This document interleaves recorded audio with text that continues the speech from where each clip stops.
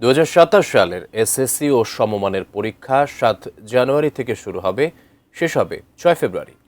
আর HSC পরীক্ষা শুরু হবে 6 জুন, শেষ হবে 13ই জুলাই, জানিয়েছেন শিক্ষামন্ত্রী ডক্টর আ.ন.ম এহসানুল হক মিলন। বিকেলে সচিবালয়ে আয়োজিত সংবাদ সম্মেলনে তিনি কথা জানান। বাংলাদেশের একজন শিক্ষার্থীর এইচএসসি বা সমমান পরীক্ষা পাশ করে উচ্চশিক্ষায় প্রবেশ করতে করতে বয়স হয়ে যায় প্রায় 20। শিক্ষার গুণগত মানও সব ক্ষেত্রে রক্ষা করা সম্ভব হয় না। তাই এদেশের ছেলেমেয়েরা বিদেশে পড়তে গেলে সেশন লসের ভোগান্তি সহ নানা অসুবিধায় পড়েন, যার প্রভাবে পরবর্তী জীবনেও হিমশিম খেতে হয়।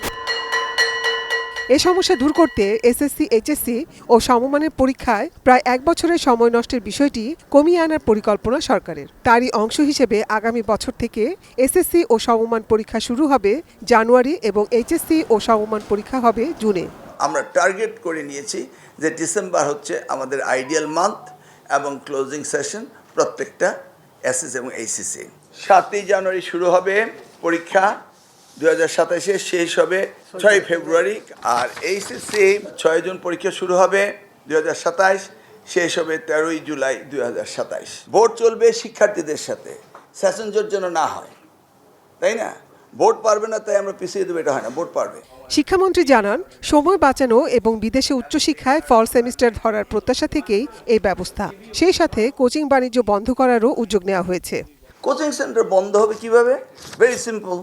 এই যে আমি পরীক্ষার পরে ভর্তি হওয়ার গ্যাপটা যদি না রাখি, তো কোচিং সেন্টার যাবে কোন সময়? ক্লাসরুম এডুকেশন হবে, ইন হাউস কোচিং হবে, টিচারই পড়াবে। আস্তে আস্তে আপনার এই জায়গাটি আমাদের ফেরত আসতে হবে।